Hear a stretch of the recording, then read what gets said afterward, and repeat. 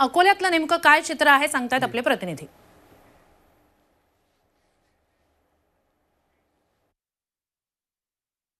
आपण अकोला जिल्ह्यातील ग्रामीण भागात आपण पाहू शकता मतदारांमध्ये मोठा उत्साह दिसून येत आहे। पडसोबडे हे गाव आहे जिथे आपण दृश्य पाहत आहोत। पडसोबडे हे गाव खासदार संजय धोत्रे यांचं हे मूळ गाव आहे। यंदा त्यांचे चिरंजीव अनूप धोत्रे भाजपचे उमेदवार असून डॉक्टर अभय पाटील आणि वंचित बहुजन आघाडीचे प्रकाश आंबेडकर हे निवडणुकीच्या रिंगणात आहे। 2019च्या निवडणुकीत मतदानाचा जो टक्का होता तो सुमारे 60% होता।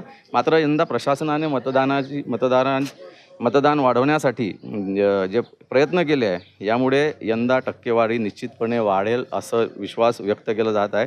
2056 केंद्रांवर मतदान प्रक्रिया पार पडत आहे। यंदाच्या निवडणुकीत युवा, महिला, दिव्यांग चलित मतदान केंद्र सुद्धा उभारण्यात आले आहे। झी24 तासच्या माध्यमातून आम्ही नागरिकांना आवाहन करतो की त्यांनी यावं आणि आपला मतदानाचा हक्क बजावा। जय जगड, झी मीडिया, अकोला।